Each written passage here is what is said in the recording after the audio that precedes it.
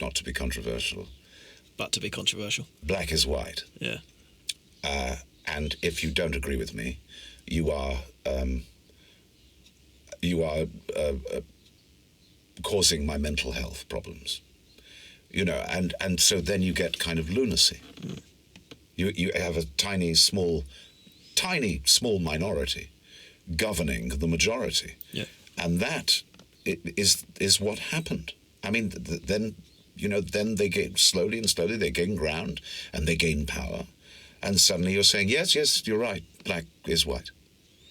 You see, and you're completely programmed. And if you say anything against it, there can't be any debate. Because if you say, well, I think you're mentally unstable, you immediately get slapped down. You're either a bic, a phobe, or an ism, don't you? Straight away. You're that. You're that. Oh, well, you can't. And these made-up words. Completely bic, ism, phobic. Yeah. You know, and you can't. I'm terribly sorry. No, you're cancelled. You're finished. You can't. Free speech, don't give me that. You've importuned my mental health. Forget it. You're cancelled. So we go around going, oh, I can't possibly say that, you know. And I used to say on the set, for example, because suddenly I did a production of a television show. And the first year, it was just to go further with this hypocrisy we're talking about. The first year it was, look, get your clothes off.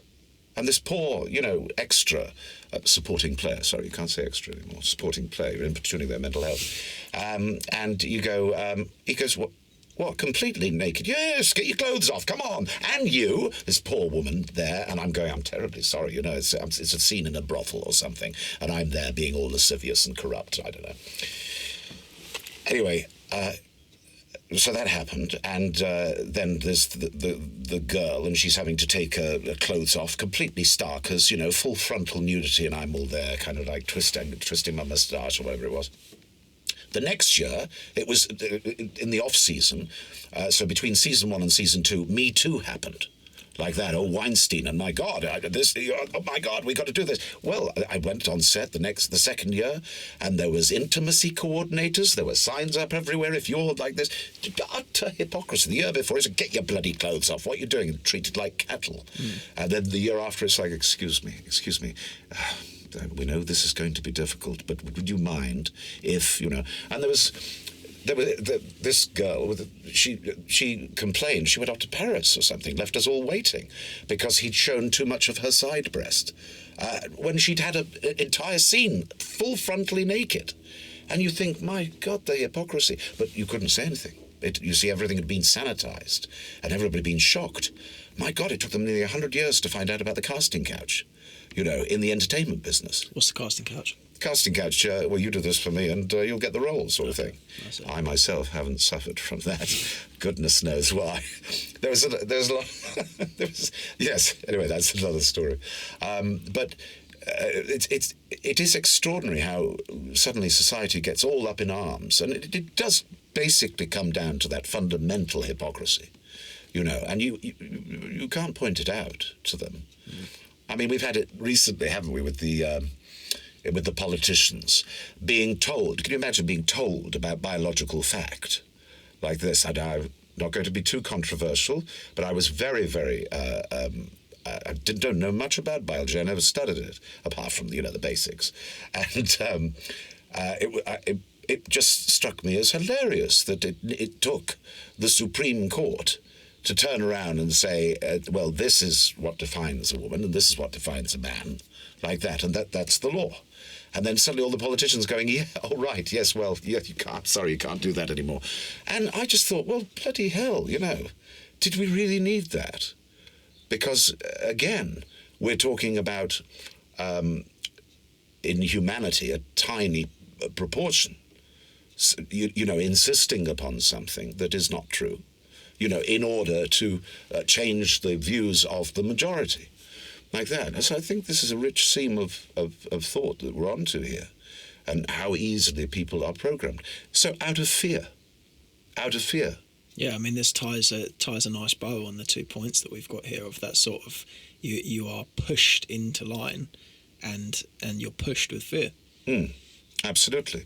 And coming back to responsibility, I remember that incredible series, The World at War. And there was a German woman, well, she was, I think, married a German. She was English, and a Jewish couple said, could you help us? And her neighbor said, you can't possibly help them. You cannot, because your entire family will be sent to a concentration camp. And she said, well, for one night you can stay. And in the morning they'd gone. Everything was neat. They'd gone and thanked her for the one night. They were arrested at the railway station and sent to Auschwitz.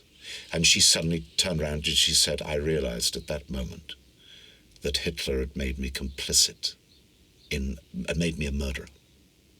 Yeah, it calls back to that regime that oversees so much evil without getting its hands dirty. Exactly. Exactly, yes. I'd like to just we've touched the shore there, and I think we should venture into the mainland. Do you think freedom of speech exists in the Western world, or let's make it throw us a bone, Tom? Let's make it more particular. Do you think it exists in England? Well,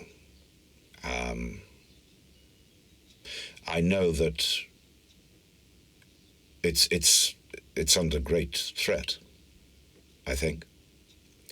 That saddens me, because I look back at England. I mean, we live in the Kent countryside, and this is England to me. It's kind of merry England.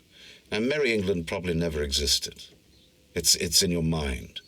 So I'm out walking with the dog and the Spitfire flies over. And funnily enough, I was learning the famous Churchill speeches before the documentary. And, I was, we shall fight on the beaches and all that. And the Spitfire was flying over. And I just thought, this is England. It's a kind of dream. Perhaps it never existed, but merry England does exist. I see it every day. It's here.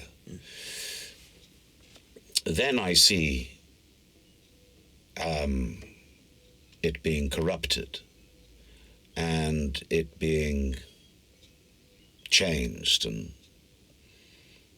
that culture is under threat. That you're told you can't say this or you can't say that, and that you're seeing divisions in law, which strike me as frankly terrifying. And I don't think, in my 51 years now, which have not been entirely uneventful, I don't see a time where I've been so anxious about where the country is.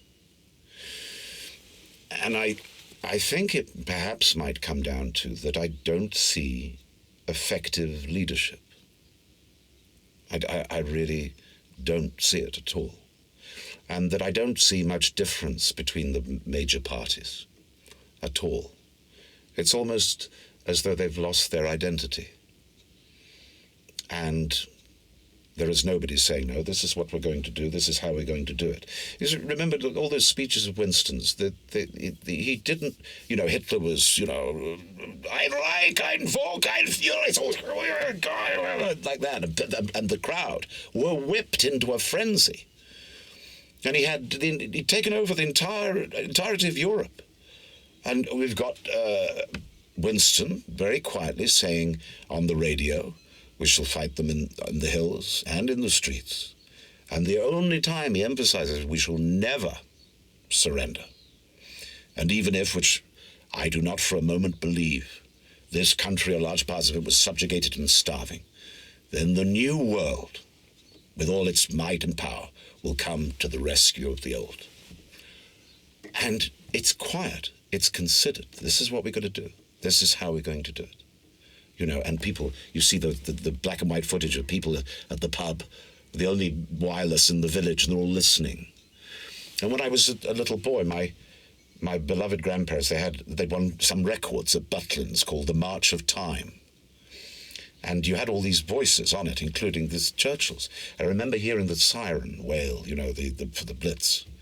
this recording of this and the sound of explosions. My grandfather's riding a bike through Manchester. I think he had a pump to put out incendiary bombs and a bucket of water, a bucket of sand, going into burning buildings. They just got on with it. This extraordinary generation, willing to give their lives for their country and their culture and what they believed. Do you have that anymore?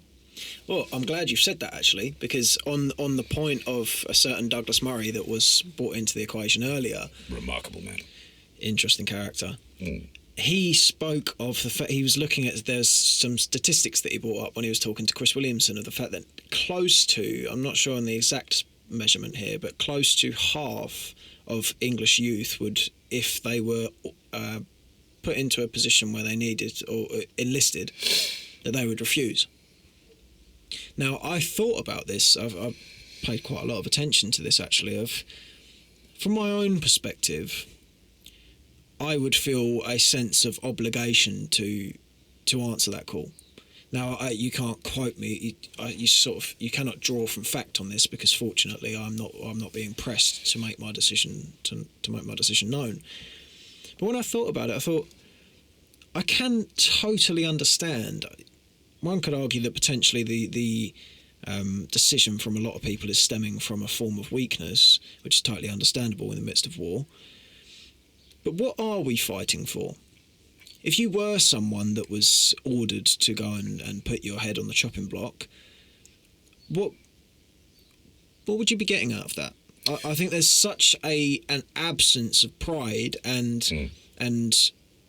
sort of, pride, patriotism,